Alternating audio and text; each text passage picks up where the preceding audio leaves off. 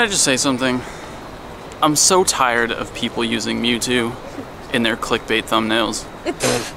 Sorry. So until you see a Mewtwo in a Trainer Tips thumbnail, don't believe it's real.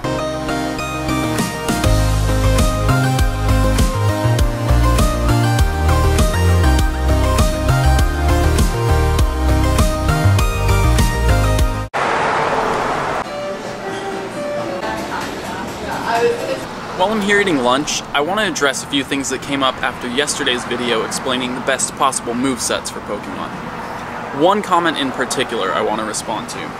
And I replied to the comment, but I want to do it in the video because I feel like it's a good point and not a lot of people are going to see that comment response. The comment is from a user called Hypersapien, and he says, I feel there's a general error in the Pokemon Go community that focuses on the best moveset methodology for choosing your best Pokemon. It completely ignores the rock, paper, scissors aspect of the game, which throws combat multipliers into the equation depending on who you're fighting against. The spreadsheet in this video is perfect if you're fighting a theoretical training dummy with no types and no moves to throw back at you. But that's not how Pokemon battles actually are.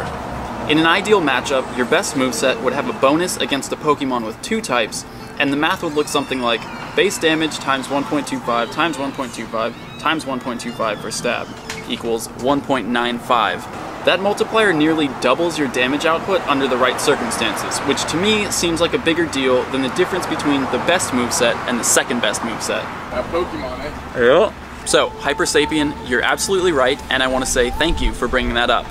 Now, the point of this spreadsheet isn't to say this is objectively the best moveset to use in any situation. All we're doing with the spreadsheet is comparing the Pokemon's possible movesets to determine which one has the highest maximum damage output in a vacuum when you're not accounting for type advantage or disadvantage. As a metagame develops, ideal movesets might change to counter specific threats, but for now, all we're doing is comparing the maximum theoretical damage output of each moveset that a Pokemon can have. Obviously, there's more to battling than just choosing the moveset with the highest theoretical damage output. You also have to account for type advantages and disadvantages. If you're not familiar, in Pokemon Go, super effective attacks deal 1.25 times their normal damage, and not very effective attacks deal 0.8 times their normal damage. So, by using a super effective move, you can deal 25% more damage, while using a not very effective move deals 20% less damage. So obviously you wouldn't choose an Arcanine to battle a Vaporeon, even though that Arcanine might have the ideal moveset, Fire Fang and Fire Blast, because Arcanine is Fire type, which is weak to water, and also deals reduced damage to a water type Pokemon like Vaporeon. In that situation, you're better off choosing a Grass or Electric type to exploit the Vaporeon's weaknesses. Luckily, you get to choose 6 different Pokemon when battling against an enemy gym, so you can cover a bunch of different type advantages. Hello? You can always keep 2 copies of the same Pokemon with different movesets for different situations, and by all means, choose a moveset with 2 different types if you want to be able to cover more type advantages with that Pokemon. But in my opinion, efficient type coverage in Pokemon Go isn't going to come from having 2 different types of moves on one Pokemon, it's going to come from having many different types of Pokemon that you can use in different situations. So currently, and keep in mind that this could change, but right now, my opinion is that it's best to have 2 moves of the same type on one Pokemon. This maximizes damage output if both moves benefit from stab, and it lets you use that Pokemon to target one specific weakness. So let's take the ideal Arcanine with Fire Fang and Fire Blast. If I have that moveset, I'll know that I can use that Arcanine to counter any Pokemon that has a weakness to fire. So any grass types, any bug types, any ice types, and any steel types. I can choose that Arcanine and know that it will deal the most possible damage to those Pokemon. Now, if I had an Arcanine with Bite and Fire Blast, it does have more type coverage on its own, because a dark type move like Bite will be super effective against Psychic and Ghost type Pokemon, meaning this Arcanine can now deal super effective damage to 6 different types of Pokemon. But it's very rare that you'll come across a Pokemon who's weak to both dark and fire type moves. So using this Arcanine in situations other than those very specific cases reduces its total overall damage output. So again, my current theory is that it's best to have Pokemon whose movesets contain 2 moves of the same type that both benefit from stab. Looking at Exeggutor as an example of this, its ideal moveset is Zen Headbutt and Solar Beam, but Again, it's rare that you'll find a Pokemon who's weak to both Grass and Psychic type moves. Now, if you were to use its third best moveset, Zen Headbutt and Psychic, it actually deals 9% less damage overall than the ideal moveset, but if you're fighting a Pokemon who's weak to Psychic type moves, it's gonna deal a lot more damage than the ideal moveset in that situation. So while right now it might be best to just choose the ideal moveset so that you have a Pokemon that's dealing the most possible damage in the most possible situations, as the game progresses and you start to amass more and more Pokemon, it might be better to start focusing on specific movesets to counter specific types of Pokemon. Remember, you get to choose 6 Pokemon when you're attacking a gym, and you get the benefit of seeing all the Pokemon in that gym before choosing your team. So when you're choosing your team, you can figure out which types are going to be the best to use in that battle because they'll have the most super effective advantages against the Pokemon in that gym. And again, if your Pokemon are very specialized in taking out specific types, you can always switch between Pokemon every time you need to change up that type advantage. I hope that's not too confusing, but if you have any questions about it, go ahead and ask in the comments. I'm gonna finish my lunch. I've been sitting on a Pokestop this whole time. That should have been the first thing I checked, but I was so eager to share that with you guys. Anyway.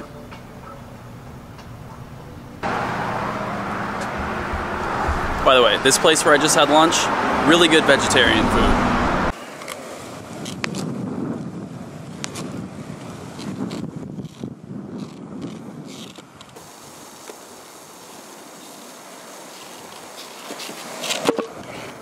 I figure the best way to really explain what I mean is to just take you to a gym and show you.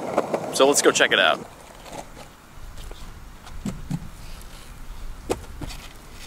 Okay, there are 2 Pokemon in this gym.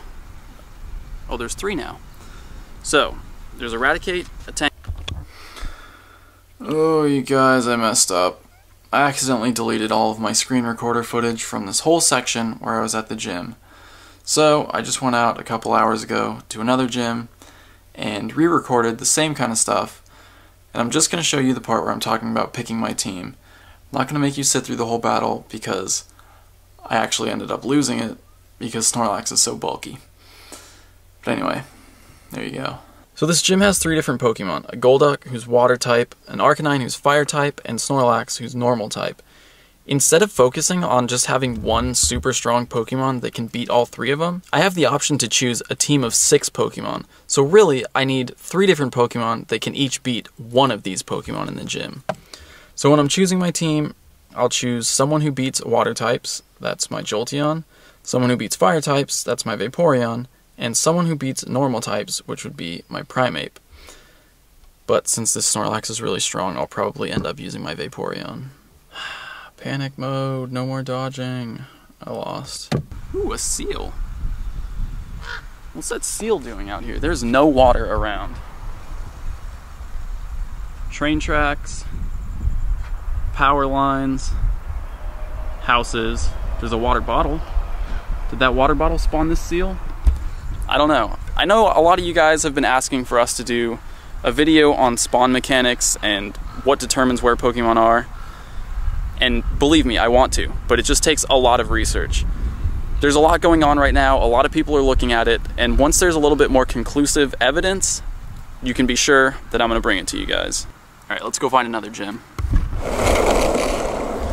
While we're on the way, I wanna talk about something else that got brought up recently. On the Sylph Road subreddit, a user confusingly named Sylph Road made a post about IVs. And it turns out IVs are actually more important and more impactful than we first thought. Even though a Pokemon with perfect IVs might only be 5% better than the average Pokemon in each stat, that bonus gets compounded. It deals 5% more damage because it has higher attack, it takes 5% less damage because it has higher defense, and it survives 5% longer because it has higher HP. So you actually have to multiply those 3 bonuses together to figure out how much better than average it really is. So 1.05 times 1.05 times 1.05 comes out to closer to 16%. So a Pokemon with a 5% advantage in each IV, in each stat, is actually more like 16% better than average.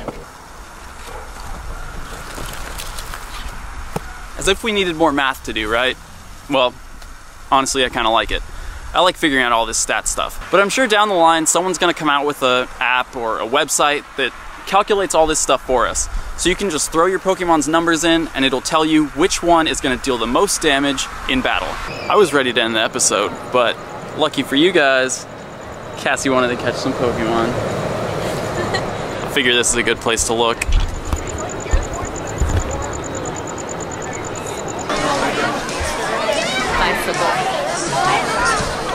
We definitely picked the right place for this. Yup. There's like 15 lures on right now. Someone on Reddit, I can't remember the name right now, but I'll put it down here, discovered that if you spin 10 different Pokestops in a row, the 10th one gives you double experience, that's 100 experience, and a minimum of 6 items. So since we've been here, I've spawned 1, 2, 3, 4, 5, 6. In 4 more, I'll show you guys exactly how that works.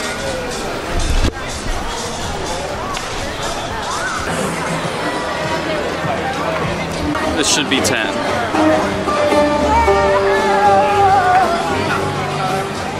Six items and 100 experience. It's got to be 10 different Pokestops though. Okay, so as I'm struggling with this Diglett, this is the perfect time to mention. Oh my god, I'm struggling with a Diglett right now. Alright, we gotta pull over. Let's pull over. Look, they got the Squirtle. Okay. As I'm struggling with this Diglett, Niantic finally acknowledged that the issues with catch rate are a bug that started during the last update. So if you're struggling to catch Pokemon, there is an actual bug that's causing that. So if you feel like you don't want to waste your balls on Pidgeys and Rattatas right now, I don't blame you. I'm not either. Oh my god, there's a Kabuto right here. I'm using an Ultra Ball on a Diglett right now. Took an Ultra Ball to catch that Diglett. Because there's a bug. Now where's the Squirtle? Oh, Squirtle. A 10k egg's about to hatch. I hope this is my Lapras. Yeah, right. Let's walk. Oh, is this real? Build a Pikachu? I'm kinda down. Still walking. I got an egg. Oh, that means it hatched and I didn't get the thing. Wait. Really? Now it's hatching. Okay, that was weird. My eggs were why'd you do that? My eggs were full. And before I got the hatch, it's a You Jinx. got Jinx. I already have a good Very IV Jinx. hot Jinx. 940 pound Psyshock. No, Where's my Lapras? No Lapras. My first 10k egg was a Lapras. I know. Maybe when trading comes out, someone will trade me a Lapras. Because it seems like... I'm not going to trade you. I don't mean you, I mean one of them. One of them wants to give me a Lapras, right? Someone will give me a Lapras, right? Alright, quick downtown Disney trip over. You satisfied? Yeah. We didn't catch anything spectacular. I have enough Doduos to evolve. Bellsprouts too. Not that I did that here. Anyway. Time to evolve some Pokemon. Bye! For today's episode, I'm going to talk about choosing the best moveset for your Pokemon. I've referenced a spreadsheet in a few different videos that ranks Pokemon based on their movesets and both their offensive and defensive abilities. It's really confusing and I've gotten a lot of questions about it, so today I'm going to explain how you can use it to find out which movesets are best for your Pokemon, and also how your Pokemon ranks against other Pokemon in both offensive, defensive, and overall strength.